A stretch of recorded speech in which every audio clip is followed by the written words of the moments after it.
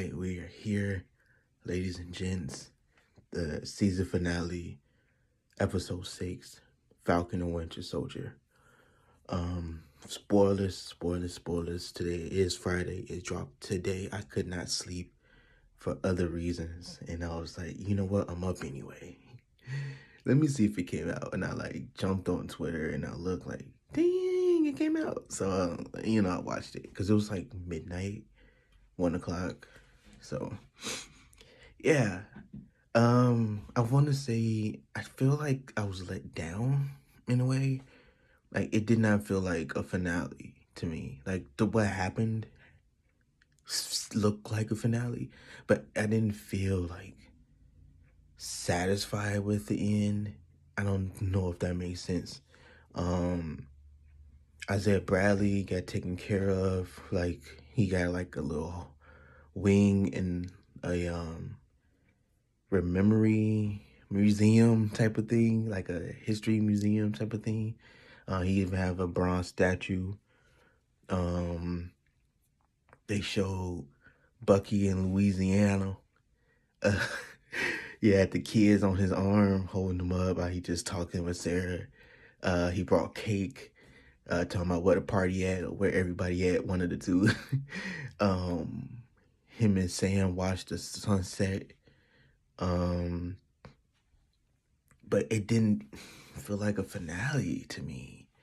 The flag smashes, well, I'm getting ahead of myself a lot, but that's just a couple things from the finale.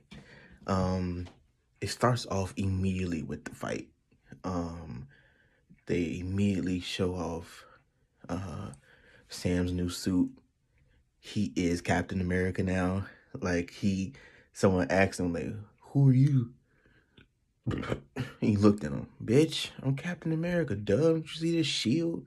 You see this star on my chest? You talking about who am I? My belly is red, white, and blue. What are you talking about? Who are you? And I feel like sometimes this show, like once they made it known in the last episode that this is about um uh this is about race. Like this show is talking about racism. The guy was like, "Oh, that's Black Falcon right there." Dude, no one I've never heard them call him that.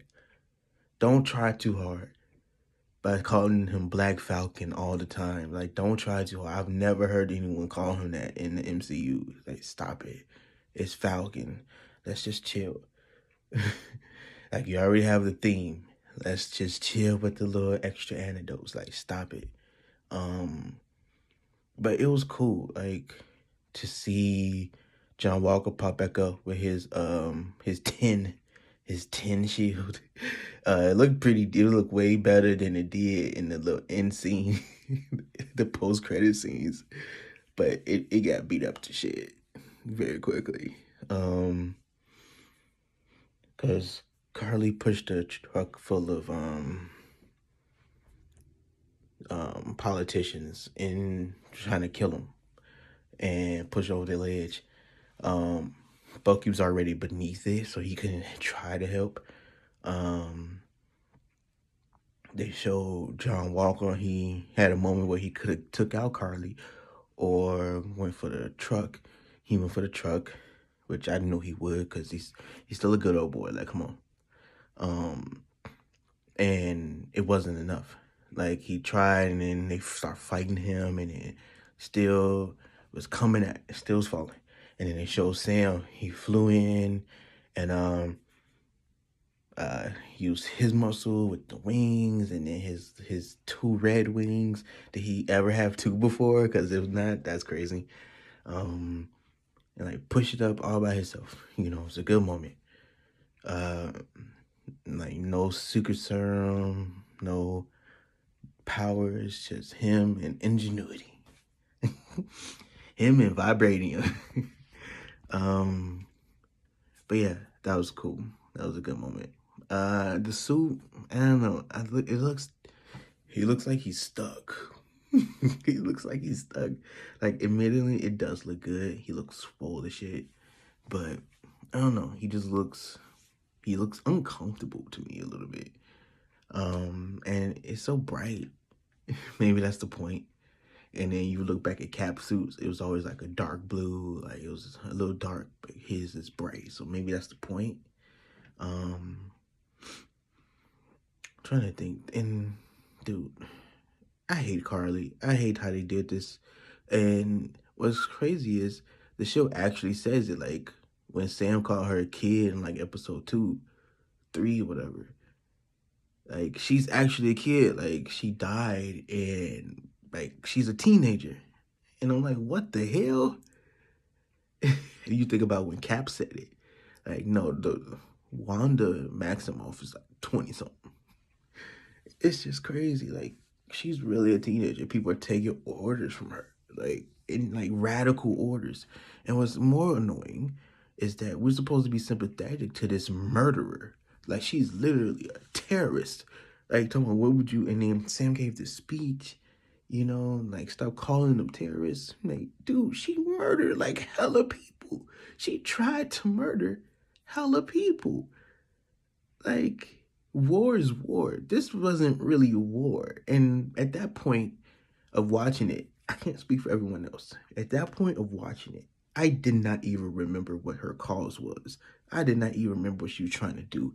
I know she wanted like food and supplies and something about how it was before the blip, which is fine. I'm not fine, but like I understand that. But at this point, I didn't understand. I didn't remember, I guess, what her cause was. She just kept saying, adamant, we got to take these people out. We got to stop the vote. We got to take these people out.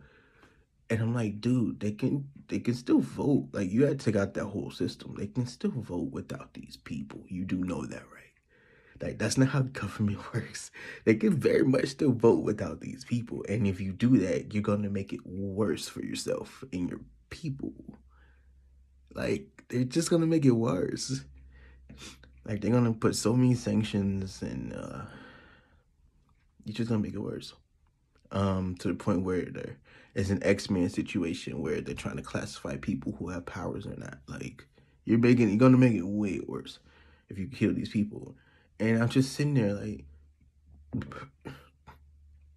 they failed, and then she kissed, let's do it, and they fail again, and let's do it. Like, dude, what are you even fighting for? Like, what are you even doing? But yeah, stop them. And turns out Sharon was the damn power broker. Now I've seen people say that, and I'm like, dude, that's too easy. That's too easy. Because why else would she be here? And then you bring it up, and then now if it was Julia Dreyfus, that'd be cool. But I didn't see that happening. I actually looked up her character. Well, still, the MCU like to do things differently. So, but to have Sharon be the power broker, it's just like you just trying to bring life into this character that no one gave a shit about. People didn't even remember she was on the run. I didn't even remember she gave the shield to them, to be honest.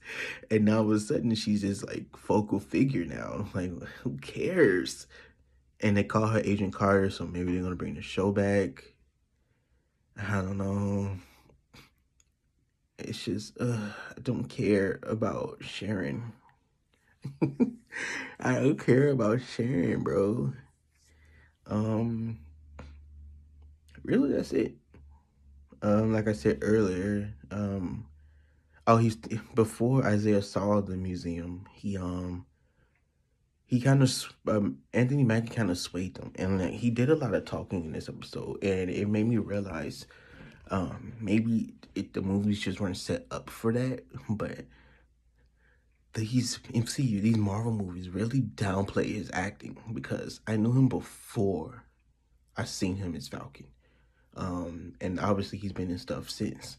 And he's a really good actor. And it gets forgotten doing these type of movies. And obviously now to be more prominent because he's Captain America. So it's hopefully. But I do remember Chris Evans having some moments. So hopefully Anthony Mackie can have some of those similar, like, heroic type of speech moments. But it's definitely interesting how he really got to shine in this episode. Like, even without the mantle, like, he really got to shine and use his acting skills. And it was, like, really nice to see. You know, the speech was great. Like, it was really nice to see. And he even gave a little speech to Isaiah too. And it felt good, honestly. Um, and like they do it, they've done it in a way where it's not preachy, but also the message is clear, but it's not preachy. And I honestly can appreciate that so much. But yeah, that's it. And then at the end of the episode, it it says Captain America and the Winter Soldier. Like, dude, I almost cheered, but it was like 2 in the morning. It's like, dude, that's so dope. That's so dope. Just see that progression, that growth. Dude, and the way he was using the shield, I haven't even seen. Is that English? I haven't even seen Cap use the shield the way he was using the shield. Like, it was, dude, it was very impressive how he was using the shield. Like, it was just bouncing and kick, dude. It was very impressive. Like, I hope I see videos of people talking about that, because the way he used the shield was like no one else used it. But we'll see where this goes from here. John Walker's U.S. agent, obviously. So we'll see where it goes from here. I believe Loki is next up.